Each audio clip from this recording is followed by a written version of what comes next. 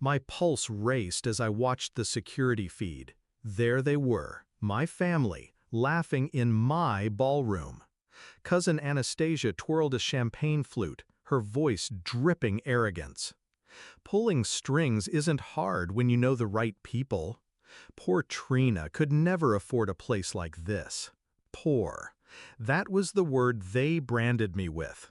The excuse they used to exile me from their dinners, their parties, their lives.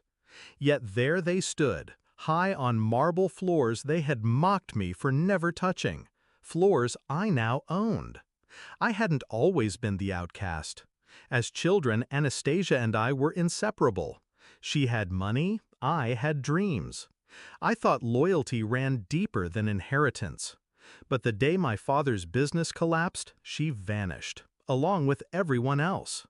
I remember her smirk at a family gathering. Some people are born to host galas, others to serve at them. Laughter roared around her, and I stood frozen, heat burning through my veins.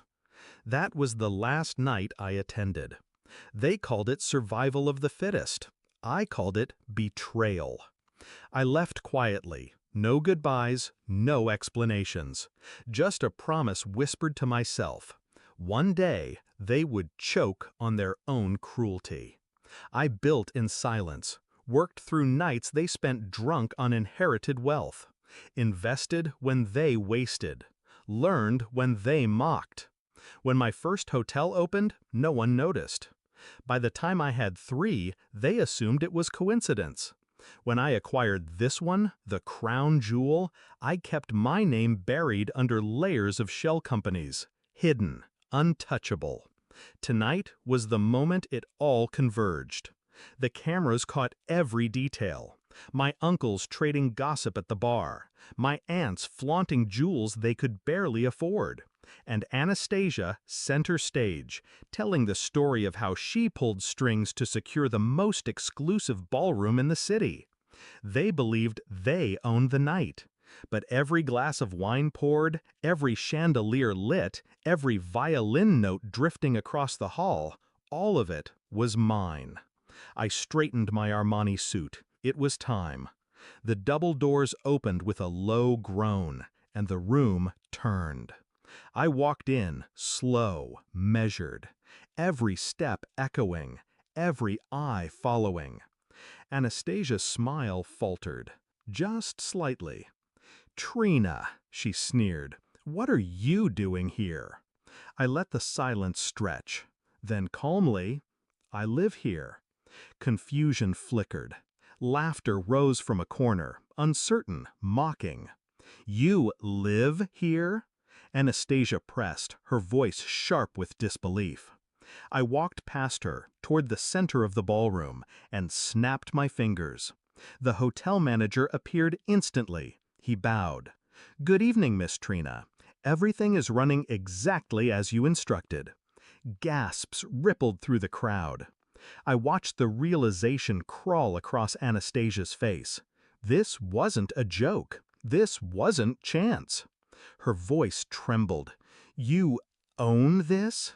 I didn't answer her, not directly. Instead, I looked at the family that once turned its back on me and spoke evenly. "Do you know what's funny? For years, you said I was too poor to belong. Yet here you are, toasting your successes in my ballroom, dancing on my floors, drinking from my glasses." Silence. No one dared move. I leaned in, my voice low, deliberate. "I built an empire while you laughed at me, and tonight you walked right into it." Anastasia's hand shook as she set her glass down. Her mask cracked. "This isn't possible," she whispered. But it was. Because while they lived off yesterday's wealth, I was building tomorrow's. I raised my hand again, and the music stopped. Every server froze. Every light shifted, spotlighting me in the center. I let them sit in that discomfort, the kind I knew too well. Then I delivered the final blow. "You've mistaken my silence for weakness. But empires, true empires, are built on silence. Tonight, you finally see whose empire you've been stepping on. Anastasia's face drained of color. The room trembled with unease. But I felt nothing. No rage, no trembling hands, just calm. Because this was never about their approval. It was about mine. I turned, leaving the same way I entered. The doors closed behind me, sealing them in with their shock, their shame, their unraveling pride. My phone buzzed before I reached the car. Calls, messages, pleas. I ignored them all. Looking back now, I don't savor their humiliation. What I savor is the shift, the power reversing hands without a single scream or threat. I walked in as the exile. I walked out as the empire. And in that silence, I found everything they once told me I'd never have. Respect, power, freedom.